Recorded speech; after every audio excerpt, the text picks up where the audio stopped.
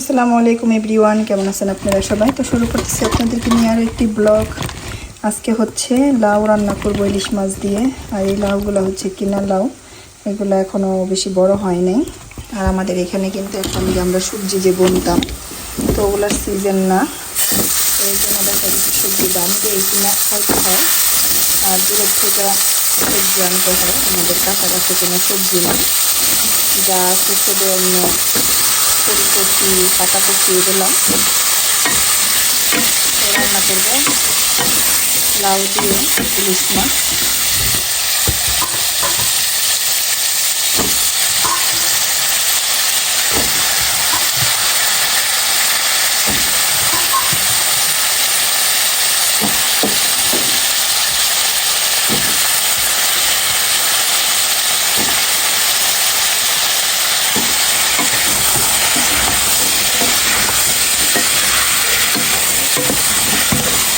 এটাকে কষাই নেব। আর এখানে হচ্ছে মাছ রাখছি, তো এই মাছগুলো দিয়ে আজকে রান্না করবো ইলিশ মাছ। আর শীতের দিনে এই জিনিসটা আমার কাছে খুবই ভালো লাগে। তো এরকম পেঁয়াজের পাতা দিয়ে শুটকি রান্না করবো আজকে। তো পেঁয়াজ পাতা দিয়ে রান্না করবো শুটকি, লইটা শুটকি রান্না করব। তো আমি যেভাবে লইটা শুটকি রান্না করি দেখাবো আজকে কীভাবে রান্না করি। তো পেঁয়াজ পাতাগুলো কাইটে নেব। তো দিয়ে দিচ্ছি পানি, দিয়ে দেবো এখন মাছগুলো দিয়ে দিলাম।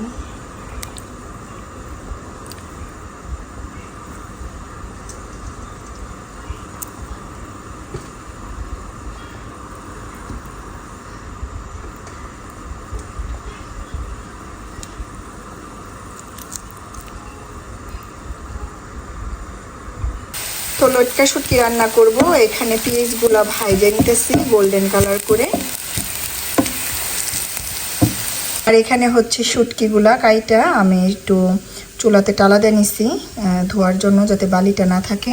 আর এই যে হচ্ছে পেঁয়াজ যে পাতা, তো পেঁয়াজ পাতা দিয়ে আজকে রান্না করব ঝাল ঝাল করে লইটা শুটকি। সাথে দিব কটা রসুনের কোয়া।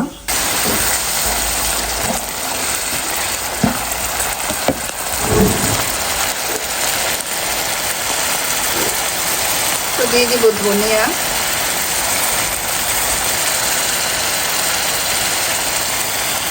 অল্প একটু জিরা, একটু মরিচের গুঁড়া, অল্প একটু হলুদ।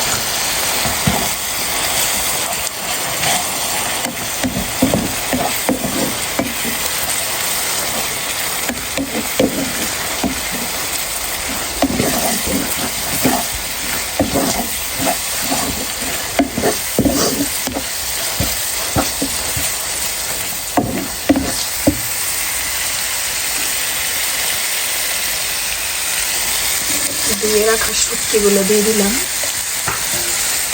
তো শুটকিটাকে কষাই নিব, কষাই নিব।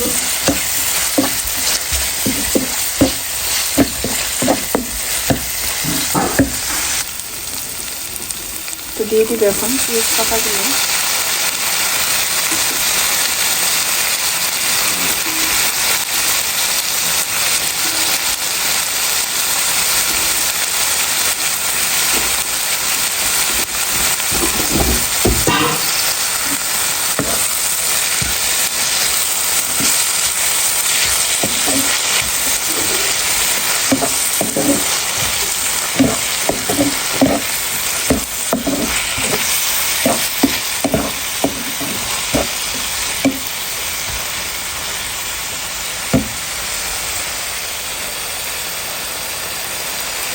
দিয়ে দিলাম আস্ত রসুন দিয়ে ছোটো ছোটো করে কাইটা তৈরি। তো এই শুটকি তরকারিতে কিন্তু আস্ত যে রসুনটা, এটা কিন্তু অনেক ভালো লাগে। কার কাছে কেমন লাগে কমেন্ট করে জানাবেন। তো আমার কাছে খুবই ভালো লাগে।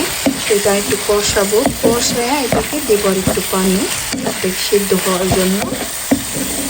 তো নতুন পেঁয়াজ পাতা দিয়ে আজকে রান্না করতেছি শুটকির তরকারি, লইটা শুটকি।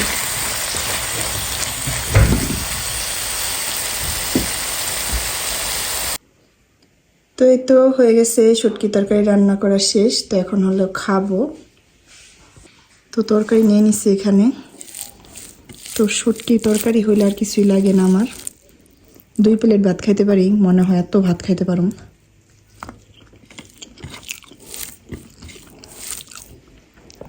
তো অনেকই মজা হয়েছে। খেয়ে আবার যাব আমার ছেলেকে মসজিদ থেকে আনতে। তো তাড়াতাড়ি খায় নিই, দেখাবো আজকে আপনাদেরকে।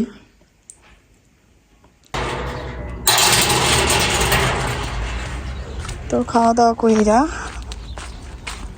বের হয়ে গেলাম, জিহাদকে আনতে যাইতেছি। তোমার ছেলে যে মসজিদে পড়ে, তো ওইখানে যাইতেছি আনতে।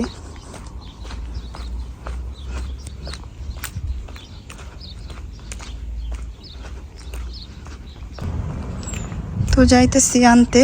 তো মসজিদটা আমার বাসার থেকে বেশি দূর না, আর 1 ঘন্টার জন্য আরবি পড়ে। তো 1 ঘন্টা চোখের পলকে এই জায়গা দেওয়া যায়। যাই আবার খাওয়া দাওয়া করতে করতে, নামাজ পড়তে পড়তে এই ঘন্টা কীভাবে জানি জায়গা। তো এখন যাইতেছি যে আনতে। তো আজকে মনে হয় আমার একটু লেটই হইল নি। অনেক সময় 3টা 5 ছুটি দেয়, তো ছুটি দিলেও আসে না, ওইখানেই দাঁড়ায় থাকে। এই দেশে যে শেখ আছে, শেখে দাঁড়ায় থাকে। গার্জেনরা যাওয়ার পরে তারপরে শেখ আবার ভিতরে যায় মসজিদের, তো বাহিরে দাঁড়ায় থাকে। আর আমাদের এরিয়াটা দেখেন কত সুন্দর দেখতে, অনেকটাই সুন্দর। এটা একটা ইন্ডিয়া, তো এখানে থাকি আমরা।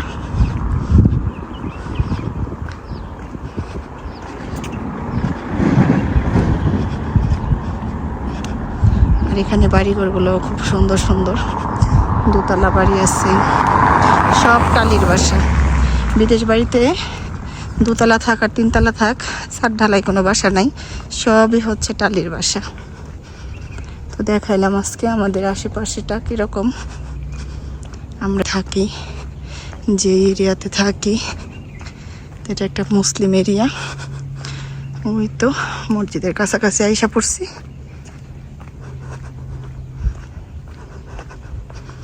হাইটা আসতে মসজিদে বড়জোর 5 মিনিট লাগে, 5 মিনিটে আসা যায়।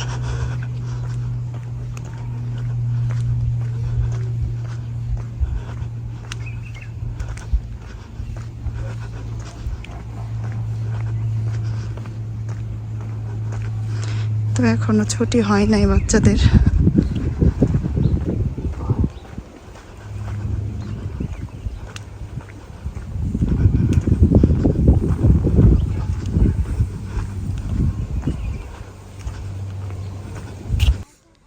আইসা পড়ছি মসজিদের কাছাকাছি। তো একটু পরে ছুটি হইব, আর 3-4 মিনিট পরে ছুটি হয়ে যাব বাচ্চাদের।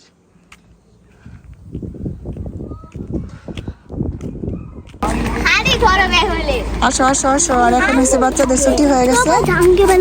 তো আজকের ভিডিওটা এই পর্যন্তই, দেখা হবে অন্য কোনো ভিডিওতে। লাইক করবেন, শেয়ার করবেন, সাবস্ক্রাইব করবেন। আল্লাহ হাফেজ।